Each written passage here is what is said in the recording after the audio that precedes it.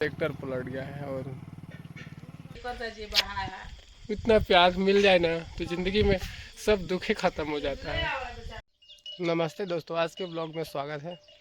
आज मैं थोड़ा नए लोकेशन पे खड़ा हूँ। लोकेशन अपने गांव का ही है जहाँ पे मैं अक्सर बाइक खड़ा करता हूँ और आज से कुछ इंटरेस्टिंग वीडियो मैं आप लोगों के साथ शेयर किया करूँगा।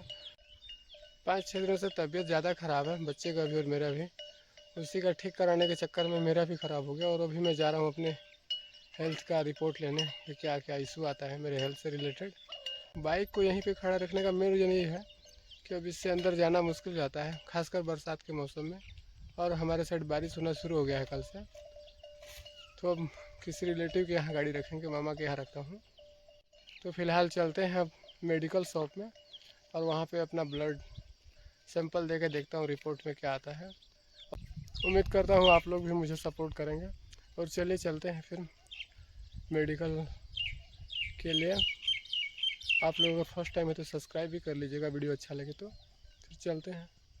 तो मैं जा रहा हूँ अभी अपना रिपोर्ट ही निकलवा ले कि रास्ते में देख रहा हूँ कि एक ट्रैक्टर पलट गया है और पता नहीं कैसे पलटा है, बट अच्छे जगह पे अचानक से सब पलट गया। इधर से बैक मार के उस साइड में पलटी मार गया है। तो अभी मैं रिपोर्ट के लिए अपना ब्लड दे चुका हूँ, किट के थ्रू टेस्ट कर रहे हैं और अब वेट है 20 मिनट का कि रिपोर्ट में क्या आता है। उसके बाद फिर लेंगे मेडिसिन, तब तक मैं बाहर वेट कर रहा हूँ।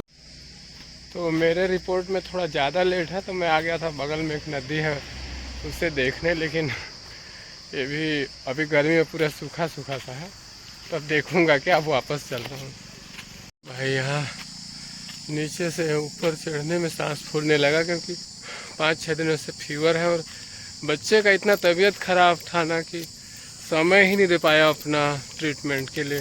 तो उसके लूज मोशन से 1 घंटे हो चुके हैं और उम्मीद करता हूँ अब तक तो रिपोर्ट आ गया होगा। और अब मैं जाकर देखता हूँ क्या रिपोर्ट में मिलता है। और भैया अभी जो है मेडिसिन वगैरह देंगे वो भी नहीं थे उस समय, और फिर आप लोगों के साथ भी शेयर करता हूँ।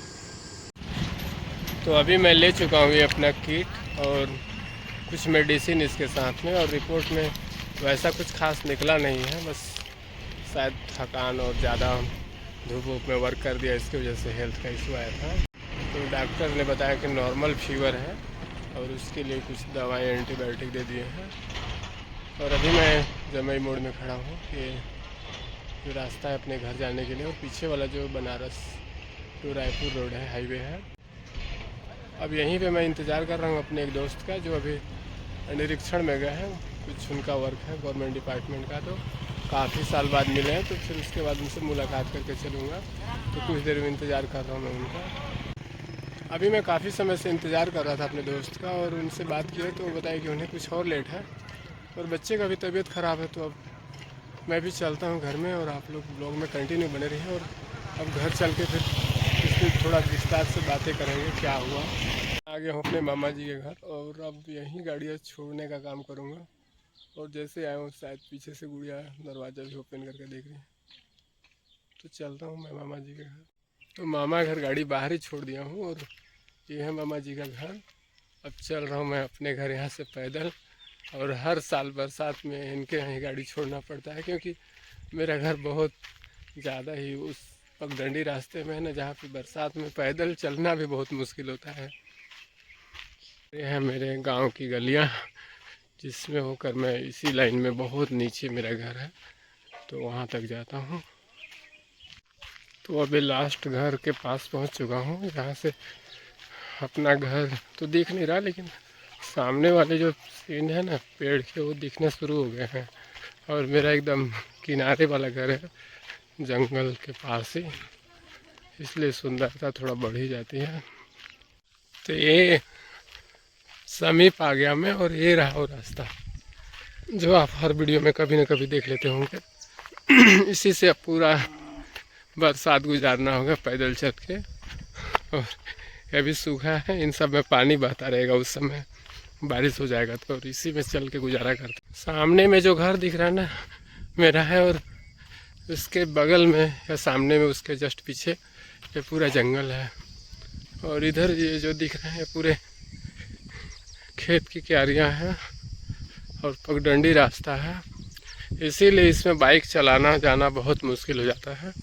और बरसात में तो संभव भी नहीं है कि पैदल चल सके। अभी मौसम थोड़ा ठीक नहीं लग रहा है, हवा चलने लगा है। मैं भी थोड़ा तेज़ चलने का कोशिश करता हूँ, नहीं तो फंस जाऊँगा, तो बीच में पूरी तरह से भीग सकता हूँ। मैं पहुँच चुका हूँ अपने घर के एकदम करीब में, और शाम को अभी हवा भी चल रहा है, थोड़ा बारिश भी हुआ है कल से, तो सुहाना सुहाना सा हवा चल रहा है और अच्छा भी लग रहा है। बाल हवा में लहरा रहा है, तो आप समझ सकते हैं कि थोड़ा हल्का ही हवा है, लेकिन मस्त हवा चल रहा है। और घर के अंदर तो उमस बहुत ज़्यादा होगा। घर के सामने कुछ भी घर नहीं है, सिर्फ जंगल है और थोड़ा सा खेत है और ये अपने आम के पेड़ घर। अब मैं दरवाज़ा खोलता हूँ, देखता हूँ खुला है या बंद है। तो बंद है, आवाज़ दिया हूँ। अब देखते हैं कौन आ रहा है। बहन शायद आवाज़ दे रही है, तो अभी वो ओपन करेगी। तो देखिए बहन का आगमन हो गया और लाइट भी है। अब मैं चल रहा हूँ अंदर। मेरे छोटे दोस्त आ रहे हैं, नन्हे दोस्त मिलने आ रहे हैं। इसको बोलते हैं प्यार। इतना प्यार मिल जाए ना तो जिंदगी में सब दुखे खत्म हो जाता है। यही बोल सकते हैं, कौन मुझे यूँ प्यार करेगा जैसे आप करते हो। गांव में देखने को अभी भी मिलेगा, और यह है गांव का एक अलग ही अंदाज। खटिया जिसपे शाम के समय पूरे परिवार के सदस्य जो भी घर पे हैं बैठ के आपस में बातें करते हैं। और अभी है मुख्य सदस्य के रूप में इधर मेरी बहन और उधर वाइफ, और उन दोनों के बीच में है हमारे भविष्य के निर्माता सोना जी, हमारे बेटे साहब। अब मैं भी इनके बीच में शामिल होता हूँ, बस देखता हूँ शामिल होने के बाद कोई झगड़ा ना हो जाए क्योंकि बस दिक्कत यही रहता है मेरे साथ। मैं देखने के लिए बोला तो बहन तो देख दी, लेकिन वाइफ एक बार पलट के नहीं देखी। यही होता है रिश्ते में। तो हमारे फ्यूचर वाले भाई साहब मुझे लात मार के भगा दिए, क्योंकि मम्मा मेरे तरफ देखती भी नहीं है, भाव भी नहीं देती हैं। तो बाबू बोलता है चल हट बे, अब वो भी मेरे को धक्के देके हटा दिया। अब मैं बैठा हूँ यहाँ नीचे और बाकी मंडली ऊपर में। तो आप लोगों से उम्मीद करता हूँ कि थोड़ा मुझे सपोर्ट करेंगे, जिससे मैं एक दूसरा खटिया खरीद सकूँ और उसमें बगल में खटिया लगा के बैठूँ और बोलूँ ये मेरे सब्सक्राइबर दोस्तों की तरफ से दिया हुआ खटिया है, अब कोई मेरे को उंगली नहीं करने का।